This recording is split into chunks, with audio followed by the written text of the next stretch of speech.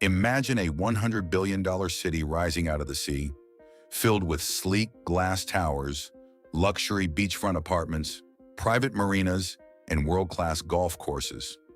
It was marketed as one of the most ambitious urban developments on Earth, a place where cutting-edge design meets resort-style living, just minutes away from one of Asia's richest cities.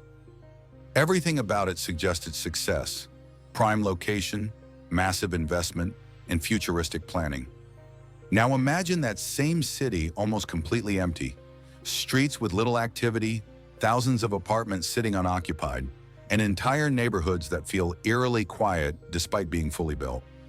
This is the reality of Forest City, a project once hailed as the future of urban living. So what went wrong?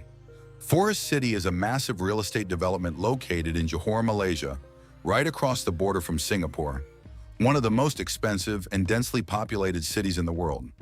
The project is led by Country Garden, one of China's largest property developers, in partnership with local Malaysian interests.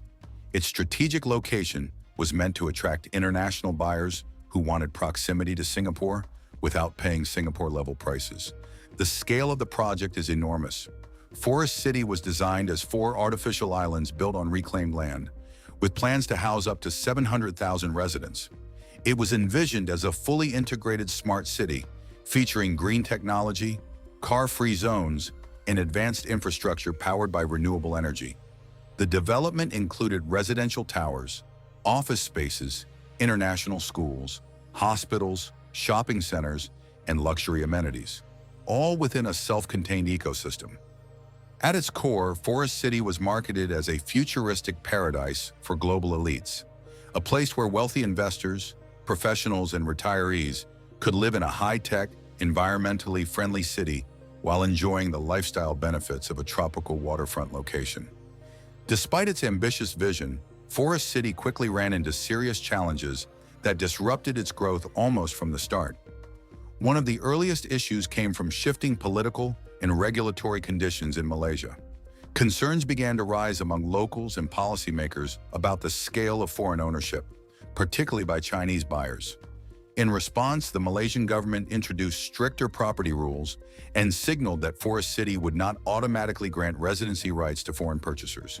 This reduced one of the project's biggest selling points: easy access and long-term living for international investors. At the same time, changes in China created another major obstacle. The Chinese government imposed tighter capital controls to limit money flowing out of the country. Since a large portion of Forest City's target market consisted of Chinese investors, this severely restricted their ability to purchase overseas property. Buyers who had once been eager and financially capable suddenly found it difficult or impossible to move funds into Malaysia. Then came the global disruption of the COVID-19 pandemic.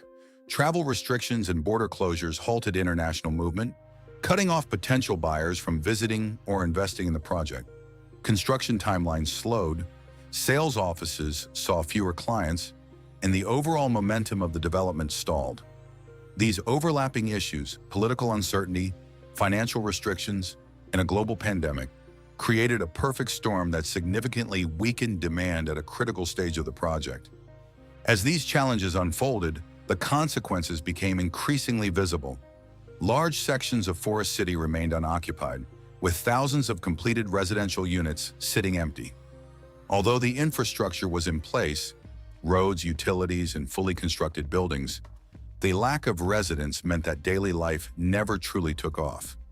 Shops, restaurants, and local businesses struggled to operate due to low foot traffic, creating a cycle where fewer services made the area even less attractive to potential residents.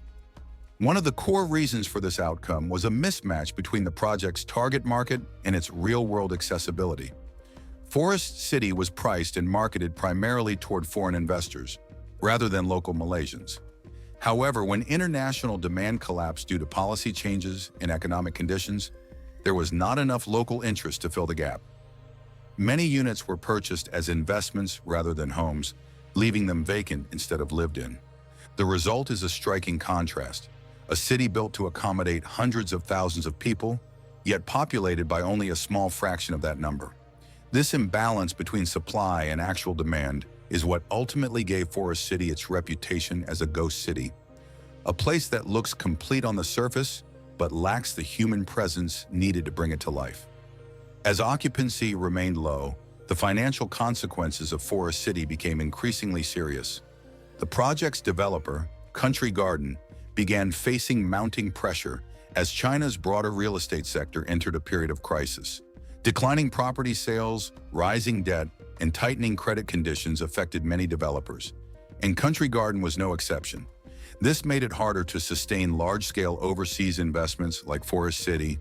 Property values within the development also struggled. Units that were once marketed as premium investments saw reduced demand, and some owners found it difficult to sell their properties or even rent them out. In certain cases, prices dropped significantly compared to initial launch values, leaving investors with assets that were worth less than what they paid. This created a ripple effect. Fewer buyers led to lower prices, and lower prices reduced confidence in the project's long-term viability. The situation highlighted a key risk in mega real estate developments. When a project relies heavily on speculative investment rather than actual residents, it becomes vulnerable to market shifts. In Forest City's case, the financial strain wasn't just about empty buildings. It was about a business model that depended on continuous demand that suddenly disappeared. Despite its challenges, Forest City is not entirely abandoned, and efforts are ongoing to revive the project. Malaysian authorities and stakeholders have explored new strategies to attract residents and investors. These include special economic incentives, relaxed visa policies, and attempts to reposition the city as a hub for business, technology, and tourism, rather than purely a residential investment destination. There have also been discussions about turning Forest City into a more accessible option for a broader range of people, including digital nomads, retirees, and regional professionals who may be drawn to its relatively lower property prices compared to nearby Singapore. Its existing infrastructure, modern buildings, transportation links, and coastal location still provides a foundation that could support future growth if demand returns.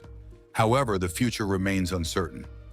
Reviving a project of this scale requires not just policy changes, but a fundamental shift in perception and sustained demand over time. Whether Forest City can transform from a struggling mega project into a thriving urban center depends on its ability to adapt to new economic realities and attract real, long-term residents rather than short-term investors.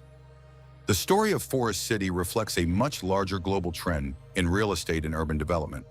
Over the past 2 decades, many countries, especially in Asia, have pursued massive construction projects fueled by investment demand rather than actual population needs. This has led to the rise of so-called ghost cities, particularly in parts of China, where entire districts were built in anticipation of future growth that didn't immediately materialize. Forest City fits into this pattern as a cautionary example of overestimating demand in a globalized property market. Developers assumed that international investors would continue buying at scale, but failed to account for how quickly policies, economic conditions, and geopolitical factors could change.